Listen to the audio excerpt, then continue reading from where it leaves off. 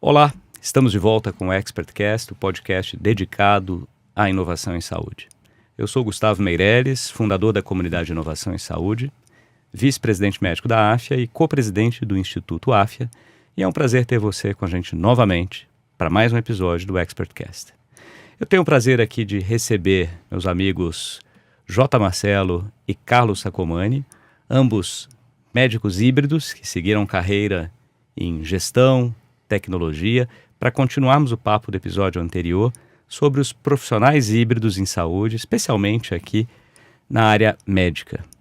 Prazer ter vocês de novo aqui, Jota, Sacomani, obrigado pela presença. Eu vou começar de novo com você, Jota. A gente falou bastante no episódio passado sobre a carreira híbrida, como é que foi a sua decisão ali de trocar a radiologia depois de uma formação sólida, tanto acadêmica quanto assistencial, para a área de gestão.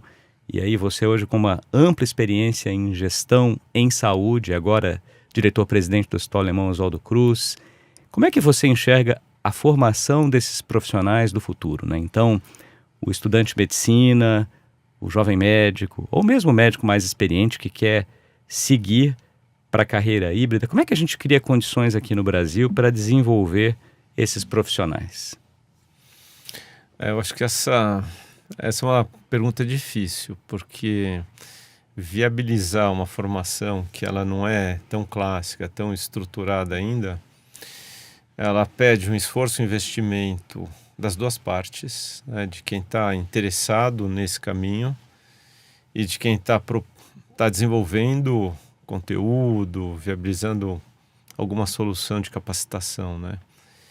E a estrutura do curso médico é um curso muito tradicional, né? Ele é um curso que o tempo está passando, né? Já tem mais de 30 anos de formado, algumas reformas curriculares já aconteceram, mas a transformação ela é muito gradual, ela é muito lenta, né? Então, e o que dá valor no código de uma linguagem de uma faculdade de medicina não necessariamente é o que a gente valoriza quando a gente faz gestão, né? Que é uma atividade mais horizontal, mais plural, mais participativa, né?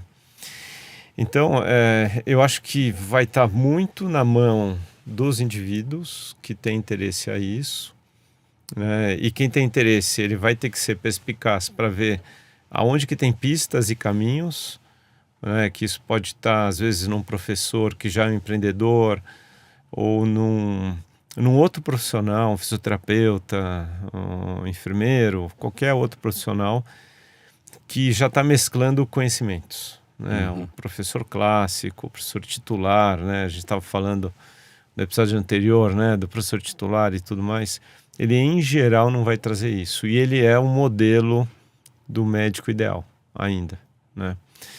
Então, talvez no segundo tempo, que é a especialização, e no meu caso a radiologia ajudou para isso, quando eu ia ao RSNA, acho que depois da terceira aula de nódulo hepático, que eu falei, mas tudo bem, né? De novo, cisto, angioma, metástase e as alterações benignas, né?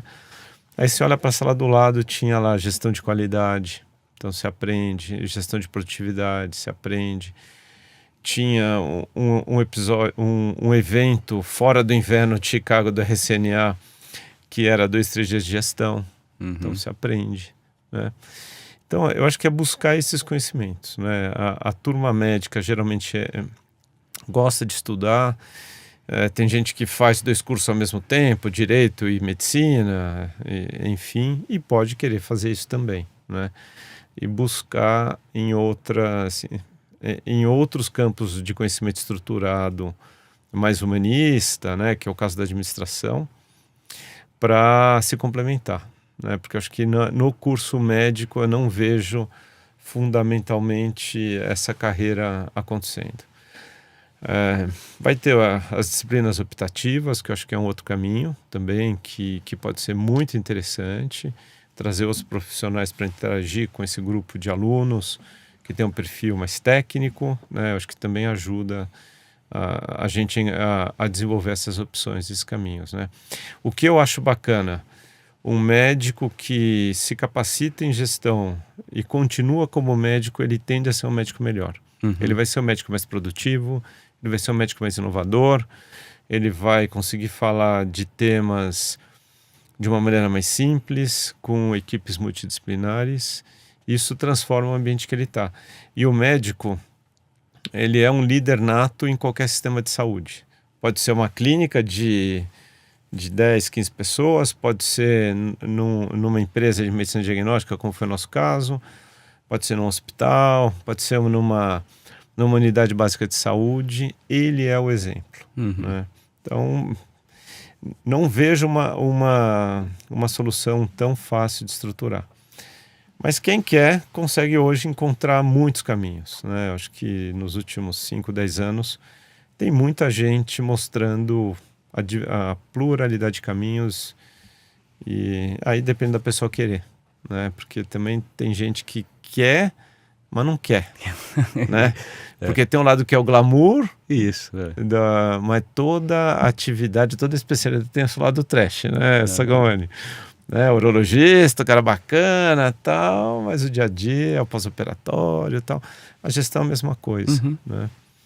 Então, eu ainda não acho que tem uma fórmula única. Muito bom. Eu vou passar para o Sacomani na mesma linha aqui, citando o artigo, né, que foi referenciado pelos três. A gente, inclusive, vai deixar o link para ele aqui na sinopse dos 2 episódios. Nos Estados Unidos está bem comum hoje, né, essa formação já dupla ali do estudante de medicina, começar a procurar uma outra carreira.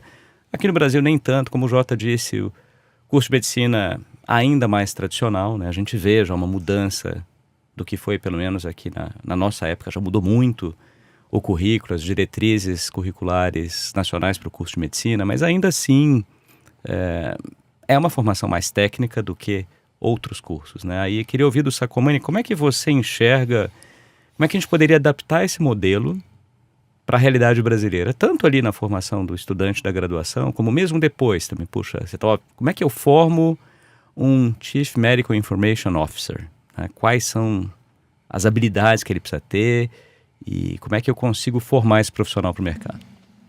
Eu tenho uma preocupação muito grande com a formação médica de hoje, até por uma questão mais simples. Nós falamos aqui um pouquinho de gestão. Eu acho que saber gestão é importante para o médico hoje. Gestão de consultório, por exemplo. Eu aprendi a gerir meu consultório literalmente na raça, aprendendo ali dia após dia, errando e aprendendo. Ninguém ensina a fazer uma gestão básica de um consultório ou de finanças de uma empresa, né? Dentro do curso de medicina. Isso deveria ter, né? Eu acho que, por exemplo, na área de tecnologia nós temos um grande gap hoje. Eu fico muitas vezes me perguntando assim, eu tenho mais de 50 anos, eu sei mais inteligência artificial hoje do que um estudante de medicina que tem 23, 22 anos, ou que acabou a faculdade agora com 24, 25 anos, ele talvez não conheça nada de inteligência artificial. Tudo bem, você estudou um pouco mais na área de tecnologia, estudou inteligência artificial, mas hoje isso já está se tornando algo com quem essas pessoas, esses médicos vão ter contato diariamente. Então eu tenho que achar um espaço dentro do currículo médico para isso. Como vamos fazer isso? Se nós vamos aumentar o tempo do curso de medicina, que já é longo, não sei, acho que não é tão factível fazer isso. Mas talvez nós tenhamos que rever qual é a importância de algumas disciplinas que nós deixamos lá por muito tempo, e talvez elas tenham que ser reduzidas. Talvez eu tenha que criar um curso de medicina hoje muito mais para o médico totalmente generalista e deixar, por exemplo, aprofundar em pneumologia, em cardiologia, em urologia, para uma etapa número 2, né? Mas eu ter espaço para falar de tecnologia, de gestão, né? De outras coisas no meio. Então, assim, precisaria ter uma grande discussão de como modificar a formação médica de hoje, né? E eu vejo essa discussão ocorrendo, mas eu não vejo na profundidade que eu acho que essa discussão tem que ocorrer. Algumas universidades agora têm ido para esse lado. Se você pegar, por exemplo, o Einstein, né, uma faculdade de medicina nova, ela tem uma área de gestão mais profunda do que as faculdades de medicina clássicas. Né? Então, eu acho que nós temos que realmente avançar na criação de um currículo. E nós temos que, eventualmente, pensar em começar a criar cursos paralelos. Nós temos o grande problema de que é um curso integral, demanda muito tempo, né? Mas se eu pegar outros cursos, por exemplo, minha filha faz administração na FAAP. Ela tem a grade curricular dela da FAAP, ela tem a opção de fazer cursos extracurriculares de coisas que ela acha mais interessante. Ela resolveu fazer um curso de marketing, porque ela achou que era interessante para agregar no conhecimento de administração dela. Eu acho que nós temos que começar a oferecer alguns espaços para você conseguir treinar em outras habilidades e até entender se aquele profissional consegue aprofundar numa habilidade X. Exemplo, tecnologia. Quer dizer, eu abro um espaço para tecnologia, vou ter lá 10, 15 estudantes que vão fazer esse curso. Talvez metade fale, legal, me ajudou em algumas coisas, mas 2 vão falar, não, eu quero fazer isso como profissão. Então você vai conseguir, inclusive, reconhecer quem são essas pessoas. Quem é a pessoa que tem a característica para gestão, que pode ir para gestão depois, né? Que pode aprofundar mais na gestão, e aí você começa a criar uma formação maior do médico. O meu sogro, que já faleceu, ele era advogado e uma pessoa extremamente inteligente. Lia muito, extremamente culto. E numa das nossas conversas, e acho que ele foi um dos mentores das minhas mudanças na vida, de eu sair da livre docência, por exemplo, que eu queria fazer. Ele virou para mim e falou assim: vocês médicos são muito bitolados, porque vocês só sabem falar de medicina. Eu vou saber a mesma coisa do meu sogro, que também não é médico. Olha que interessante. Só sabem falar de medicina, vocês não falam de sociedade, de literatura, de mais nada. Né? Vocês são tão técnicos que vocês conseguem só falar do assunto em que vocês foram formados. Não, vocês precisam aprender outras coisas. E aí ele tinha uma biblioteca lá cheia de livros, e eu falei: você leu todos esses livros lá, João? Ele virou para mim e falou assim: alguns mais de uma vez. Nossa. Falei: eu queria ler alguns dele, então você volta aqui daqui uma semana, eu vou te dar 5 livros que eu vou escolher e vou te dar alguns para você ler. Então ele deu alguns que eu lembro, 100 Anos de Solidão, do Gabriel Garcia, e outros livros, e deu: olha, agora você lê esses livros, você não tem tempo para você me devolver, mas me devolve em boas condições como eu estou te entregando. Aí eu comecei a levar os livros dele e ler. E eu comecei a ver, nossa, como isso é importante, porque a sua cabeça abre. E eu acho que é a mesma coisa que acontece se você ofertar esse conhecimento além durante a faculdade de medicina. Você vai abrindo a cabeça, e aí ele, eventualmente, quando o gestor chegar com uma determinada questão, ou quando ele tiver uma visão, você fala assim: deixa eu entender um pouquinho por que para isso é importante para ele. Porque talvez eu não esteja vendo o outro lado. Quando eu saí da parte de extensão e fui para outro lado da TI, eu senti muito disso. Eu vi assim, nossa, tem coisas que eu achava que era tão fácil de fazer, e aí eu vi qual era a dificuldade de tentar fazer aquilo que eu, como médico, achava que era fácil demais, mas não é tão fácil. Não era isso, né? E do outro lado também até achava que tem algumas exigências médicas que eram absurdas, e eu falava: não, isso é importante. Ô Sacomani, e aquela do cara da TI que fala: tem um médico vindo aí, vai lá falar com ele. Vai lá.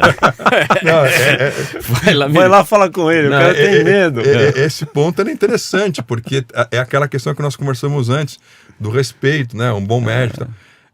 Eu também tive essa vantagem, porque eu saí do corpo clínico do hospital para ocupar a área de inovação e tecnologia, para entrar na área de inovação e tecnologia.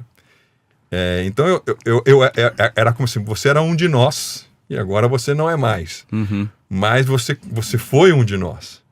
Então, quando você tinha alguma discussão e eu falava: olha, mas eu acho que tem que ser dessa forma, aí as pessoas paravam, escutavam e falavam: acho que ele tem razão. E aí os meus colegas da TI falavam assim: A gente vai mandar sempre você. Porque quando você fala, eles escutam. Quando a gente tem que lidar com esse bicho difícil que é o médico. Exatamente, né? Exatamente. Então, Cara, eu vi isso muito. Eu acho que essa dualidade, ou essa multidisciplinaridade, eu acho que ela é importantíssima na formação de qualquer profissional, né?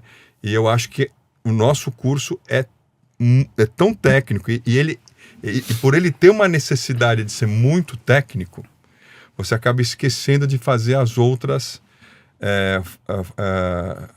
formações. E eu vou dizer uma coisa importante agora. Inteligência artificial vai começar a fazer diagnóstico. Uhum. Algumas empresas estão criando até os próprios dispositivos, os próprios aparelhos de tomografia, de ressonância, que vão ter embarcado já recursos de inteligência artificial que já fazem o diagnóstico daquela imagem que está sendo processada. Uhum. Então, o médico que faz diagnóstico, talvez ele deixe de ser tão importante como ele é hoje. Mas o médico que acolhe o paciente, Sim. que conversa com o paciente, que explica o diagnóstico, que discute o tratamento e que faz tudo aquilo que os antigos médicos faziam, Isso. ele talvez seja muito mais importante. Então, criar essa formação mais humana do médico, você falou de teologia, né? Uhum.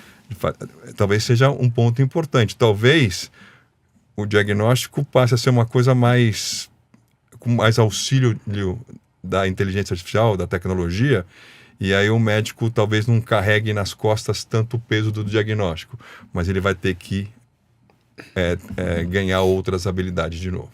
Muito interessante. Deixa eu fazer um complemento. Acho que quando o Sr. Comani falou da filha dele, administração, eu lembrei dos meus 2 filhos também, um marketing, outra administração.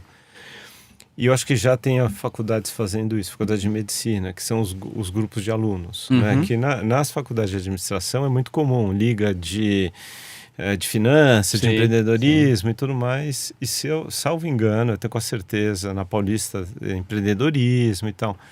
Então, as universidades que têm as múltiplas cadeiras, eu acho que ela pode tirar vantagem disso e criar os seus grupos de alunos focado em algumas atividades. E isso pode ser um negócio que corre em paralelo e ajuda. E os alunos se organizam. É um ponto importante. Então, foi um insight aí da sua filha. Eu acho que algumas faculdades já estão usando isso. E eu tenho um exemplo prático nisso. Santa Casa, São Paulo fez faculdade de Santa Casa, né? Tem um grupo chamado Inova Santa. Foi um grupo de inovação criado pelos alunos, tocado pelos alunos. Então.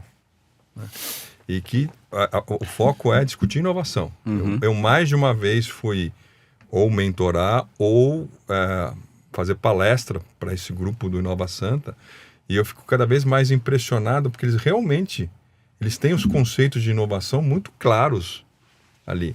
E isso não está na grade curricular deles, e eles criaram esse grupo, eles tocam esse grupo, eles convidam as pessoas, eles têm os mentores que auxiliam, e eles criaram projetos e eles chamam algumas pessoas para ajudar eles a tocar nos projetos. E aí é muito nisso que o Jota acabou de falar. Exato. Talvez seja uma solução para essa necessidade de agregar outros conhecimentos. São ótimos pontos. E você trouxe aqui nessa visão da curiosidade, de sair dessa visão técnica só. Seu sogro falou, puxa, vai ler 100 anos de solidão, pega alguns livros aqui para sair dessa carreira muito técnica. As faculdades de medicina estão já muito mais abertas do que foram no passado, mas tem ainda várias oportunidades para incrementos e melhorias. Eu vou voltar para o Jota, aqui a gente está chegando na fase final do nosso episódio. O Jota hoje lidera um dos melhores hospitais do mundo, até agora pelo ranking recente da Newsweek, que é o Hospital Alemão Oswaldo Cruz. E eu queria a sua visão como diretor-presidente de um grande hospital de como atrair esses profissionais híbridos, valorizá-los e deixá-los engajados também para poderem fazer essa mudança, né? Falar, puxa, eu queria, além do assistencial, como é que uma grande instituição, seja um hospital, um centro diagnóstico, a indústria farmacêutica, pode fazer para atrair e valorizar esses profissionais?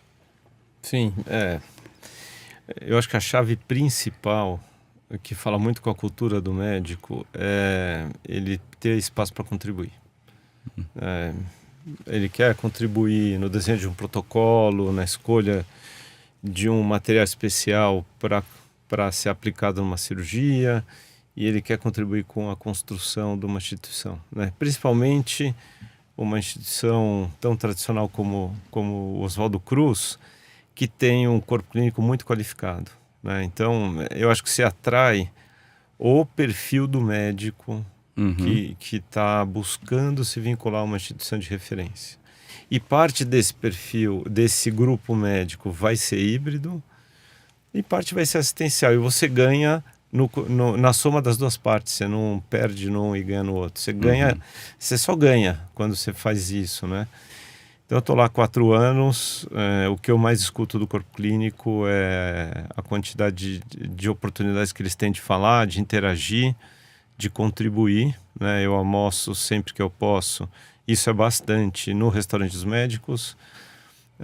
Quando não tem alguém da minha equipe que está ali disponível para almoçar, eu desço, sento na mesa de alguém, e isso é um gesto que a gente está aberto para receber, para ter os inputs e tudo mais. E agora, mais recentemente, a gente acabou de sair de um planejamento estratégico com uma visão de 10 anos, né?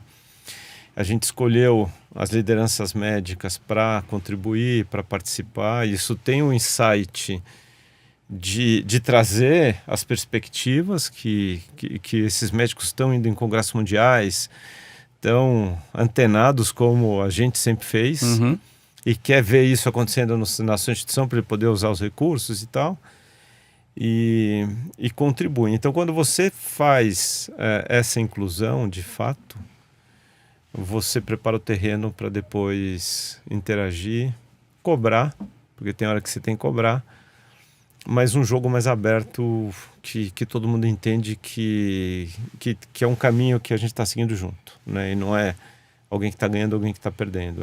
Tá todo mundo junto o tempo todo fazendo esse caminho, né? E o mais legal agora, né, desse planejamento estratégico é você ver temas, programas estratégicos de áreas não médicas querendo médicos híbridos para contribuir com a sua discussão. Ótimo. E aí, quando você termina o painel, você fala, pô, mas Gustavo Meirelles em 5 projetos que não vai dar conta. Cadê o segundo? Cadê o terceiro? Cadê o quarto? Cadê o quinto? Trazer mais gente, né? Eu preciso de 5 nesse perfil. Não é um só que vai fazer 5 programas ao mesmo tempo. Então, eu acho que a chave para mim é muito o diálogo, tratamento horizontal, sempre com respeito, ter paciência. Às vezes a gente tem que repetir, porque não é o dia a dia de um médico muito técnico, do mesmo jeito que não é mais o meu dia a dia tratar de temas médicos. Então, acho que a humildade e pedir humildade é o que funciona. É a fórmula para todo mundo? Não, mas a oportunidade está aberta, está ofertada, e bacana que tem cada vez mais pessoas, profissionais abertos a isso e estão dando as contribuições, né? E o paralelo, a gente está falando muito do médico, o paralelo da equipe multidisciplinar, fica aqui um alerta, é tão quanto ou até mais. Concordo. Porque o curso médico hoje são 6 anos, mas 3 de residência no mínimo, que foi o meu caso, o seu caso, mais pós-graduação de mestrado, depois doutorado. Então estamos falando aí, brincando, 10 anos, né? Um curso de enfermagem, ele traz toda essa base de saúde, não tão profunda, porque não é uma atividade médica, é uma atividade multiprofissional, mas dá o mesmo contexto e você pode colocar mais rapidamente os profissionais para contribuir. Então acho que ele é múltiplo, né? Mas enfim, na dinâmica da saúde, o vínculo é médico-paciente. Então o médico acaba tendo esse papel maior e único, e ter a perspectiva do médico vale muito para uma empresa, para uma instituição, para qualquer organização que tem saúde na sua essência, né? Excelente, Jota. Muito bem lembrado esse papel aqui da atuação multidisciplinar e os profissionais de saúde híbridos, né? Então, enfermagem, fisioterapia, nutrição, bem, tem todas as carreiras aqui da área de saúde. Eu vou voltar com o Sacomani aqui como última pergunta. O Jota falou do planejamento estratégico de 10 anos do Oswaldo Cruz. Se você fosse olhar para frente agora, 10 anos, quais são as principais tendências que você enxerga paramédicos híbridos. Nós falamos aqui de gestão, nós falamos de tecnologia. O que você enxerga aí como potenciais carreiras em Y ou W para o futuro? Tecnologia, acho que nos próximos 5 anos com certeza, mas eu já não sei se nos próximos 10. Porque talvez nos próximos 10 anos a tecnologia esteja tão incorporada no nosso dia a dia que talvez não seja tanto o médico que sabe tecnologia, ele vai ser quase uma obrigação e não um profissional especial. Talvez aquele que saiba a tecnologia na profundidade, sim, né? Mas eu acho que a tecnologia ela vai crescer muito no nosso dia a dia, né? Esse ponto. Mas eu acho que, por exemplo, eu não tenho dúvida nenhuma que nós vamos ter que aprofundar mais nos conhecimentos de gestão, porque nós temos vários problemas de gestão para serem resolvidos. Nós não resolvemos os problemas de gestão de saúde. Não resolvemos, né? Nós falamos de medicina baseada em valor há quantos anos? O livro original do Michael Porter é de 2006. Nós estamos em 2025. 20 tem anos. 19 anos, quase 20 anos. E ainda hoje você fala em quê? Em iniciativas de saúde baseada em valor, e não em um modelo específico, né? Eu até tenho uma opinião particular, eu acho que o que o Michael Porter propõe é utópico. Talvez a gente não consiga nunca alcançar para todas as áreas aquilo. Não é para tudo. Não é para tudo. Mas nós temos que mirar naquilo, porque tem coisas ali que são importantes. Por exemplo, desfecho clínico é importantíssimo. Está lá, você traz numa outra perspectiva. Então eu acho que o gestão em saúde precisa evoluir. Eu ainda acho que nós temos vários problemas para serem resolvidos e que não estão sendo resolvidos. A gestão de recursos tem que ser melhor, inclusive. Até a questão diária. Vou ter tanta tecnologia aqui na minha frente que eu vou ter que saber qual que é a tecnologia que interessa para o meu serviço, qual é a tecnologia que interessa para a minha instituição. Se eu sou focado em câncer, será que vale a pena eu trazer um aparelho moderno de hemodinâmica? Ou é melhor eu me contactar com um outro hospital que seja especializado em hemodinâmica e a gente fazer uma parceria ali, né? Então tem outras questões ali envolvidas. Até na própria inteligência artificial eu vivo escutando, olha, a gente quer colocar IA. Tá, IA tem muita coisa de inteligência artificial. Modelo preditivo, posso fazer análise de imagem, posso utilizar LLMs, utilizar inteligência artificial generativa, mas você quer para quê? Onde você vai colocar? Então, a tendência hoje principal para mim é evoluir na gestão adequada da saúde. Tá bom? Em todos os aspectos. O médico precisa ter um entendimento melhor dos recursos que ele está utilizando. Muitas vezes você vê colegas médicos que fazem determinados procedimentos, mas ele não tem a total noção nem do custo daquele procedimento, se vale a pena fazer ou não, né?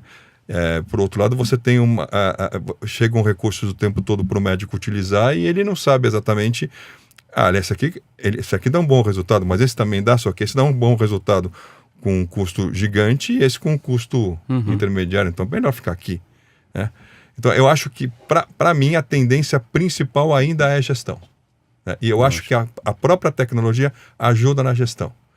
Eu vejo hoje, quando você fala em saúde baseada em valor, eu vejo dados, temos arquitetura de dados adequada para conseguir ter os dados que eu preciso para entender se o meu desfecho é adequado, e eu vejo tecnologia, plataformas que possam me dar toda essa visão.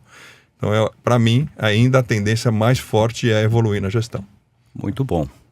Bem, nós estamos chegando no final aqui do ExpertCast, mas temos a tradição do programa, que é o Papo Rápido. São perguntas diretas de respostas rápidas sobre temas além da inovação em saúde. Eu vou começar com o Jota, perguntando aqui uma dica de leitura, de filme, série, cultural, de viagem. Fica a seu critério.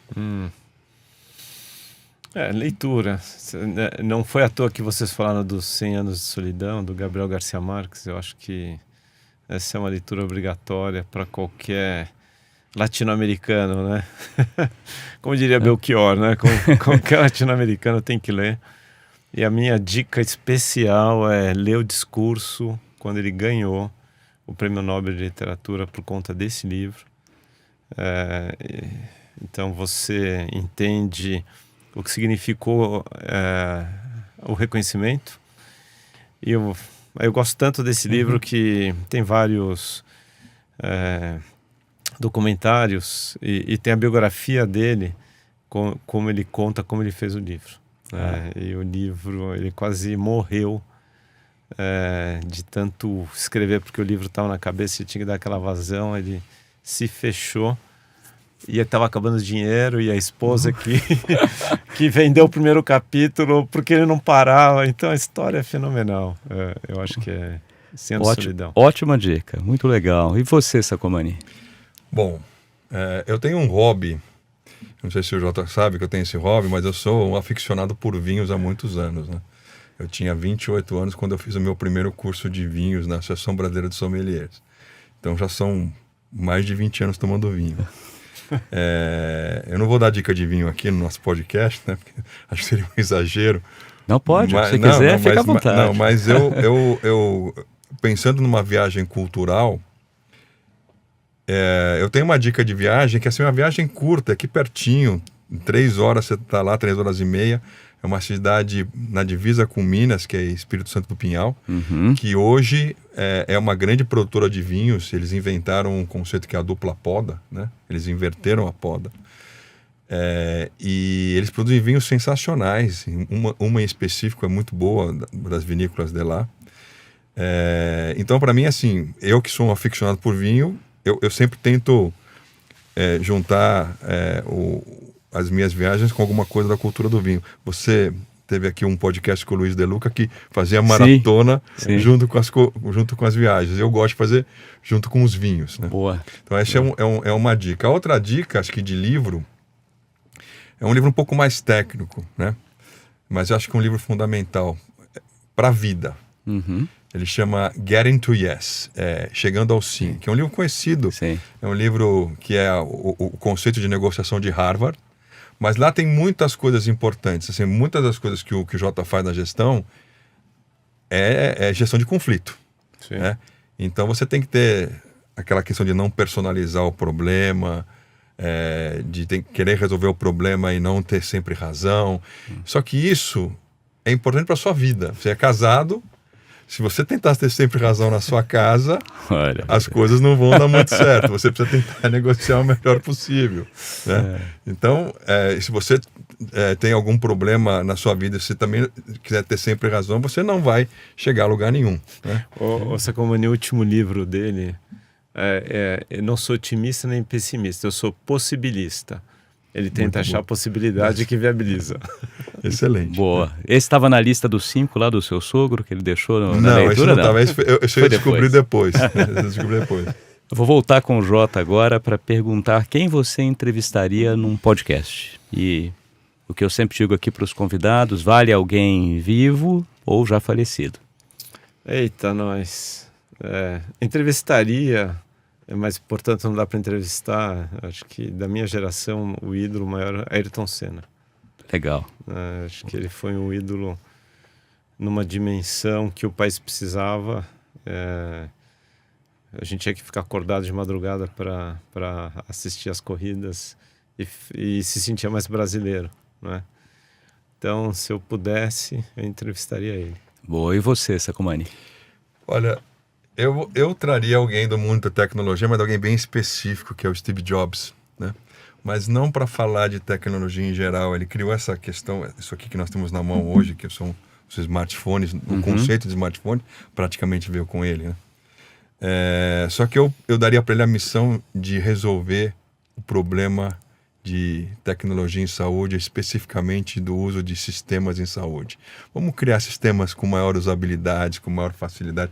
Quem sabe ele viesse com um novo modelo possivelmente de plataforma ou de prontuário eletrônico, você fala, poxa, agora sim, agora sim, né? Porque eu tenho que lembrar que antes de ter o meu iPhone aqui, eu tive um Palm Treo e um BlackBerry. Então, com aqueles tecladinhos que o dedo nem conseguia tocar direito. Hoje você fala assim, para quê? Uma grande mudança. Aquilo ali. Então, eu acho que talvez se eu tivesse a oportunidade de entrevistá-lo e de colocar ele para fazer uma revisão dos conceitos dele de tecnologia mais focados na área de saúde, talvez nós saíssemos com uma nova maneira de lidar com todo esse arcabouço tecnológico que nós temos hoje. E Jota, o que você faz para cuidar da própria saúde? Olha, bastante coisa, Gustavo. Atividade física. Estou com 59 anos e a longevidade aí aponta porque a gente tem pelo menos mais uns 30. A gente não, eu, né? Você é um pouquinho mais novo, né? Então, atividade física, misturando, né? Combinando aeróbico com musculação e alongamento e descansando um dia na semana. Então, essa é a parte da saúde física. Saúde mental, que é muito importante, os meus retiros de final de semana. Então, eu tenho essa oportunidade, essa necessidade. Então, fujo para a montanha. Ótimo. Entre mar e montanha, vou para a montanha. Então, fico bastante... Sempre que eu posso, eu faço isso. E no dia a dia, tentar a situação presente. Se lidar com a situação presente, que isso equilibra a ansiedade, né? Aprender com os erros que passaram, tentar não repeti-los, para não ser tão ansioso e deixar o futuro vir. E não querer ir ao futuro. E a saúde mental é um tema que tem me preocupado muito. Não só por mim, mas pelo entorno. Pela população, né? Pela população. E você, Sacomani? Saúde física, eu era corredor. A gente encontrava com o Jota direto lá no Parque do Ibirapuera. Né? Mas aí depois que eu tive uma lesão em tornozelo, eu tive que diminuir a minha corrida. Mas aí eu descobri a musculação. Né? E hoje eu faço musculação 3 vezes por semana. Agora estou intermediando de novo, estou conseguindo voltar para a corrida. Meu foco é perder o peso que eu ganhei depois que eu parei de correr. Então acho que isso é muito importante. Mas a atividade física, para mim é o seguinte: todo mundo tem que ter a sua atividade física. Não tem uma obrigatoriedade de ser essa ou aquela. Você acabou de falar que você veio de bicicleta para cá. Se você gosta de andar de bicicleta, anda de bicicleta. Eu cheguei a fazer trilha no passado, agora eu não faço mais. Né? Mas escolha uma atividade física e siga. Eu hoje descobri a musculação e estou muito satisfeito em fazer musculação, me sinto melhor fisicamente. Né? E existem vários estudos aí que mostram que manter, principalmente musculatura de membros inferiores, está diretamente relacionado à longevidade. Sim. Né? Esse é um ponto. Saúde mental, como falou o Jota, é importantíssimo. E aí a minha grande dica é fazer terapia. No passado eu era um crítico, eu falava, não, quem conhece mais eu do que eu? Né? Não, eu não me conheço nada, né? Alguém pode me ajudar a conhecer melhor. Né? Não estou falando nenhuma linha específica, mas eu acho que vale a pena. Você sempre acaba descobrindo coisas novas, você sempre consegue compartilhar, às vezes, o que está acontecendo na sua vida, ter a visão de uma pessoa que não está lá dentro do problema, ele te dá um insight que você fala, poxa, acho que é por aí que eu tenho que ir. Né? Então, saúde mental é importantíssimo para mim fazer terapia. Né?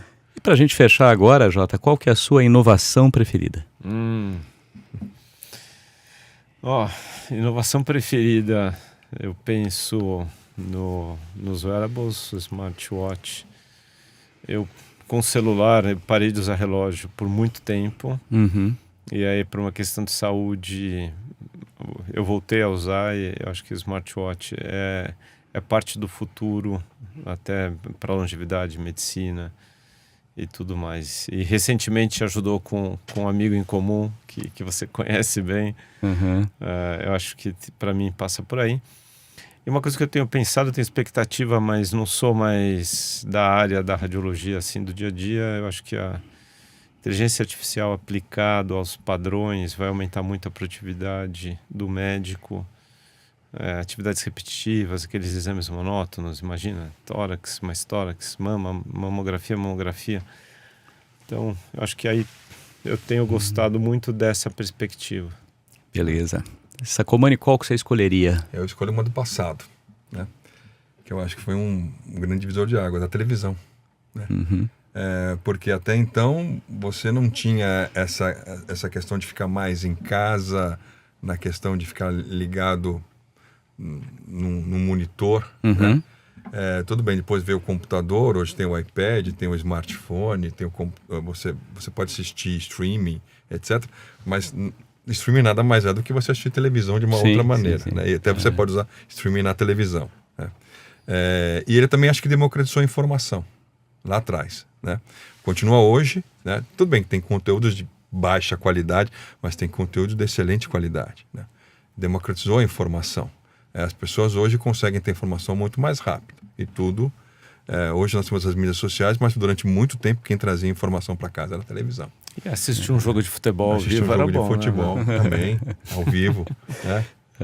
Mas também, ao vivo é muito bom, mas aí você está na sua casa lá com todo aquele arcabouço. Não, ao vivo em casa. Em casa, com seus amigos para assistir um jogo de futebol ali também. É interessante. Ele pode até se tornar algo que agrega um filme conjunto, etc. Então eu acho que a televisão ela mudou muita coisa para nós. A nossa geração aqui cresceu assistindo televisão, né? Então eu acho que esse é um ponto que, sem dúvida nenhuma, é uma inovação que eu acho que mudou a humanidade como um todo. Eu também tenho a mesma visão sobre inteligência artificial que o Jota, né? Eu acho que a inteligência artificial vai resolver muitos dos nossos problemas.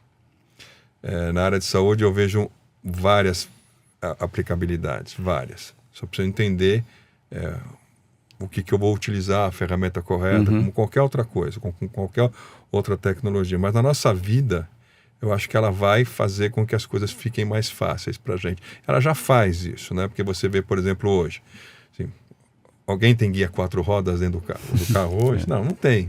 Não precisa de guia 4 rodas.